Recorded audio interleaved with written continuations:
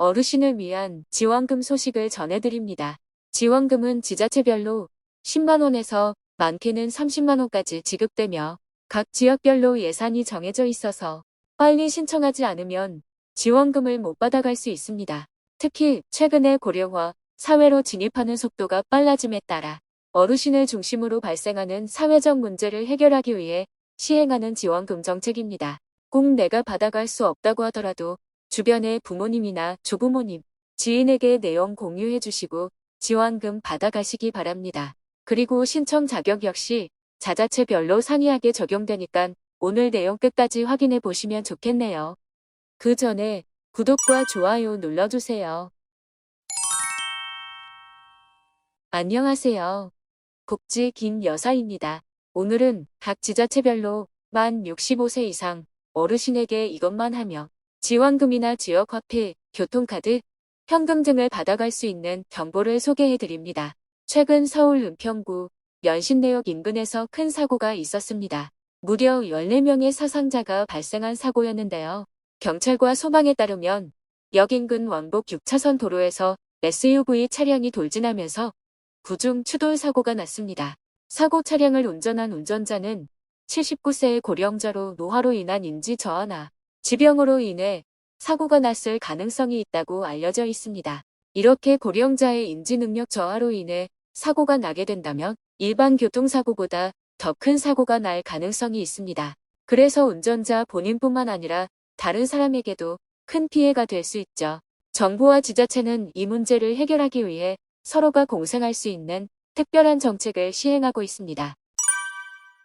바로 고령 운전자가 운전면허증을 자진 반납을 하면 지자체에서 지원금을 드리거나 충전된 교통카드나 지역화폐를 지급해드리는 인센티브 지원 제도입니다.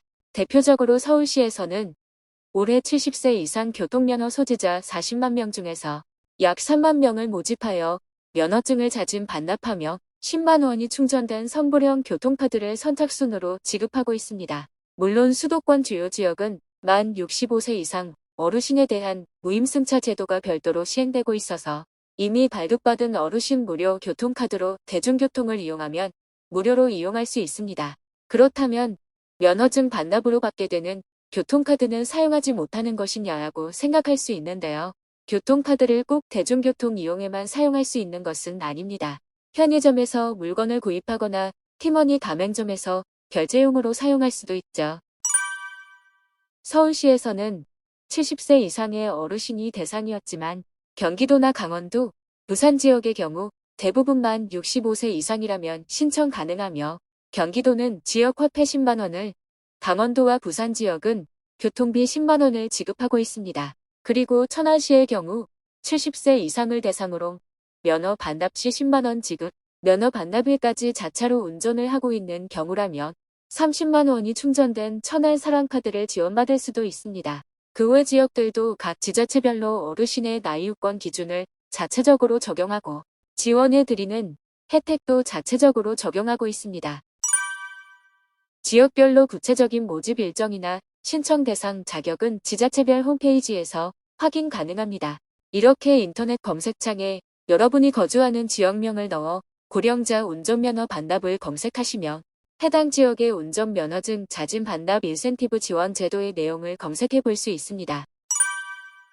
신청은 서울시를 기준으로 주민센터에 직접 방문하여 운전면허를 반납하고 교통카드 수령까지 원스톱으로 진행 가능하며 운전면허증을 분실하여 보유하지 않고 있다면 가까운 경찰서 민원실이나 정부24 홈페이지에서 운전경력 증명서를 발급받아 신분증과 함께 제출하실 수도 있습니다.